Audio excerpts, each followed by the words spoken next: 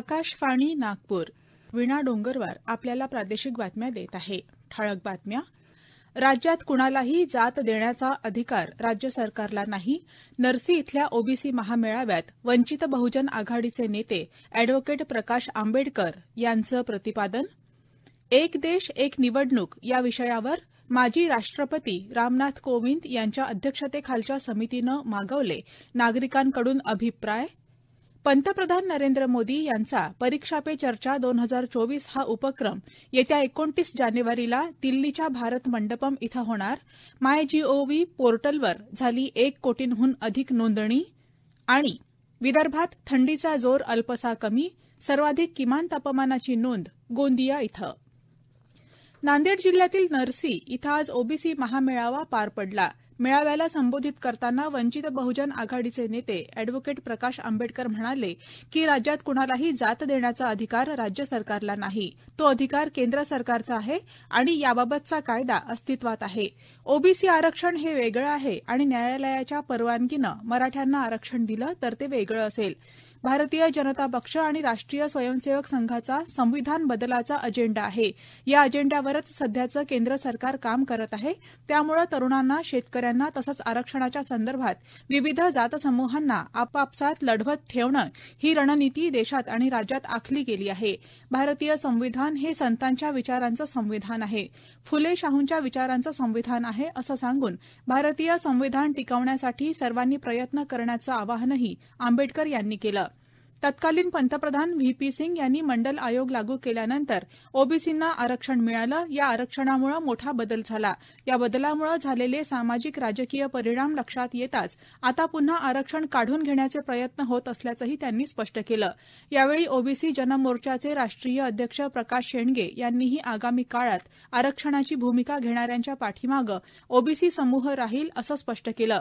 प्राध्यापक टी.पी. मुंडे, माजी खासदार विकास महात्मे, अॅडव्होकेट सचिन नाईक आदींनी मेळाव्याला मार्गदर्शन केलं. प्राथमिक कृषी पतसंस्थांना जनऔषधी केंद्र म्हणून काम करण्यास सहकार मंत्रालयाकडून नुकतीच मान्यता मिळाली आहे.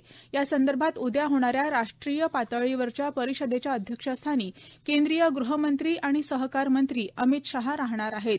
राष्ट्रीय सहकारी विकास महामंडळाच्या सहकार्यानं सहकार मंत्रालयानं या परिषदेचं आयोजन केलं आहे. अतिरिक्त मुख्य सचिव, सहकार विभागाचे प्रधान सचिव, सर्व राज्य आणि केंद्रशासित प्रदेशांच्या सहकारी संस्थांचे निबंधक आणि जनऔषधी केंद्र, औषध परवाना घेतलेल्या कृषी पतसंस्थांचे अध्यक्ष, सचिव, औषध विक्रेते यामध्ये सहभागी होणार आहेत.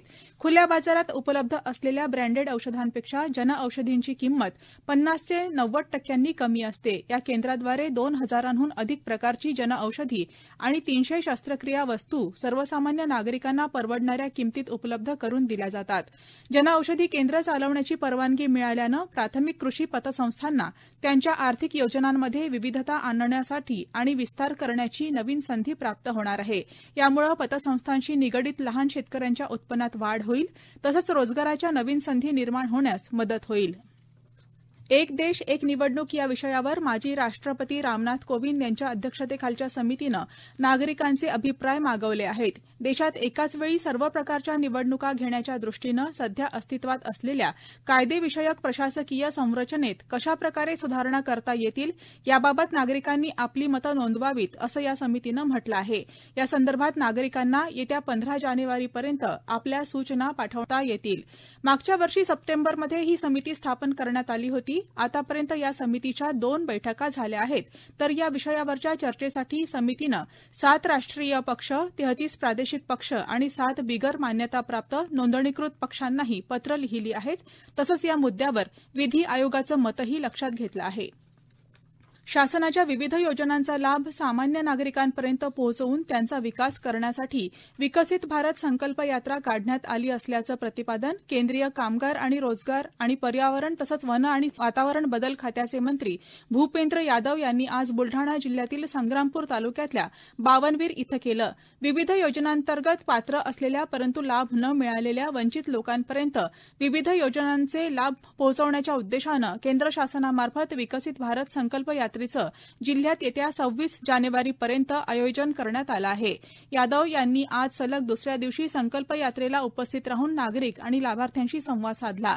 पंतप्रधानांनी देशात डिजिटल क्रांती घडवून आणल्यामुळे डिजिटल अर्थव्यवस्थेला चालना मिळाली आहे. शिक्षण, आरोग्य, विज्ञान, तंत्रज्ञान अशा क्षेत्रांमध्ये नवनवीन बदल होत आहेत, असं ते यावेळी बोलताना म्हणाले.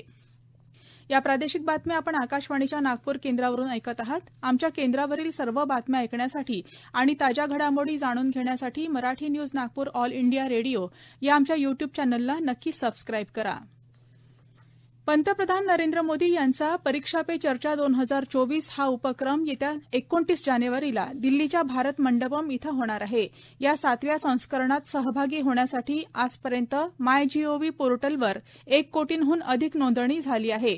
शिक्षण मंत्रालयानं एका पत्रकात म्हटलं आहे की यावर्षी अनोख्या संवादात्मक कार्यक्रमाद्वारे 4,000हून अधिक सहभागी पंतप्रधानांशी संवाद साधणार आहेत. इयत्ता 6वी ते 12वीच्या विद्यार्थी, शिक्षक आणि पालकांसाठी ऑनलाईन एमसीक्यू स्पर्धा मायजीओव्ही पोर्टलवर गेल्या 11 डिसेंबरपासून येत्या 12 जानेवारीपर्यंत उपलब्ध करून देण्यात आली आहे. परीक्षा पे चर्चा या कार्यक्रमात देशभरातील विद्यार्थी, पालक आणि शिक्षक तसंच परदेशस्थ नागरिक पंतप्रधान मोदींशी परीक्षा आणि शाळेनंतरच्या जीवनाशी संबंधित चिंतांवर चर्चा करतात. तरुणांसाठी तणावमुक्त वातावरण निर्माण करण्यासाठी पंतप्रधान नरेंद्र मोदी यांच्या नेतृत्वाखालील परीक्षा पे चर्चा हा उपक्रम एका मोठ्या चळवळीचा भाग आहे. नागरिकांमध्ये सुदृढ आरोग्याविषयी जागरूकता वाढावी या उद्देशातून यवतमाळमध्ये हेल्थ मॅरेथॉनचं दुसरं पर्व पार पडलं. कॉटन सिटी रनर्स फाउंडेशन, जिल्हा पोलीस दल, जिल्हा क्रीडा अधिकारी कार्यालय आणि शारीरिक शिक्षक संघटनेद्वारा आयोजित करण्यात आलेल्या या स्पर्धेला नेहरू स्टेडियम इथून सुरुवात झाली. यवतमाळकरांसह नागपूर, पुणे, मुंबई यासारख्या इतर अनेक शहरांमधील धावपटू यात सहभागी झाले. यात पोलीस विभागानं नशामुक्त पहाट अभियानातून व्यसनमुक्तीबाबत जनजागृती केली. विजेत्या धावपटूंना आणि नशामुक्त पहाट अभियानात आयोजित स्पर्धेतील विजेत्यांना बक्षिसांचं वितरण करण्यात आलं. यावेळी जिल्हाधिकारी डॉ पंकज आशिया, जिल्हा पोलीस अधीक्षक डॉ पवन बनसोड, अप्पर जिल्हा पोलीस अधीक्षक पियुष जगताप आदींची मुख्य उपस्थिती होती. बहुजन मेडिकोज असोसिएशन आणि ओबीसी सेवा संघ चंद्रपूर यांच्या संयुक्त विद्यमानं राजमाता जिजाऊ, क्रांतीज्योती सावित्रीबाई फुले आणि मा फातिमा शेख यांच्या जयंतीनिमित्त खुली सामाजिक ज्ञान स्पर्धा मातोश्री विद्यालय तुकुम चंद्रपूर इथं काल संपन्न झाली. या स्पर्धेत राज्यभरातून तब्बल 600 विद्यार्थ्यांनी सहभाग घेतला. ही स्पर्धा डॉ बाबासाहेब आंबेडकर लिखित जातीव्यवस्थेचं निर्मूलन, कॉम्रेड गोविंद पानसरे लिखित शिवाजी कोण होता आणि महात्मा ज्योतिबा फुले लिखित शेतकऱ्यांचा आसूड या 3 पुस्तकांवर घेण्यात आली. स्पर्धेचा निकाल येत्या 14 जानेवारी रोजी जाहीर होणार आहे. शेतात कापूस वेचणाऱ्या महिलेला वाघानं हल्ला करून ठार केल्याची घटना आज दुपारच्या सुमारास गडचिरोली जिल्ह्यातील अहेरी तालुक्यातल्या चिंतलपेठ इथं घडली. सुषमा देवीदास मंडल असं मृत महिलेचं नाव आहे. घटनेनंतर वनविभागाच्या कर्मचाऱ्यांनी घटनास्थळी पोहोचून पंचनामा केला.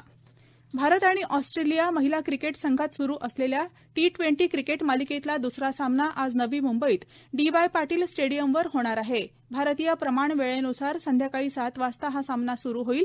या 3 सामन्यांच्या मालिकेतला पहिला सामना जिंकून भारतानं 1-0 अशी आघाडी घेतली आहे. विदर्भात थंडीचा जोर काहीसा कमी झाला असून हवामान कोरडं असल्याची माहिती नागपूरच्या प्रादेशिक हवामान केंद्रानं दिली आहे. विदर्भात सर्वाधिक किमान तापमान गोंदिया इथं 13.8 अंश सेल्सिअस इतकं नोंदवण्यात आलं. नागपूर इथं 16.6 अंश सेल्सिअस तापमानाची नोंद करण्यात आली. विकसित भारत @2047 युवकांचा आवाज या अभियानाअंतर्गत वर्धा इथल्या महात्मा गांधी आंतरराष्ट्रीय हिंदी विश्वविद्यालयात काल सकाळी 9 वाजेपासून विवेकानंद हिल उत्तर परिसर इथं स्वच्छता मोहीम राबवण्यात आली. मोहिमेत विश्वविद्यालयातील शिक्षक, अधिकारी, कर्मचारी तसंच विविध वसतिगृहांतील संशोधनार्थी आणि विद्यार्थी मोठ्या संख्येनं सहभागी झाले होते. शेवटी पुन्हा काही ठळक बातम्या. राज्यात कुणालाही जात देण्याचा अधिकार राज्य सरकारला नाही. नरसी इथल्या ओबीसी महामेळाव्यात वंचित बहुजन आघाडीचे नेते अॅडव्होकेट प्रकाश आंबेडकर यांचं प्रतिपादन. एक देश एक निवडणूक या विषयावर माजी राष्ट्रपती रामनाथ कोविंद यांच्या अध्यक्षतेखालच्या समितीनं मागवले नागरिकांकडून अभिप्राय.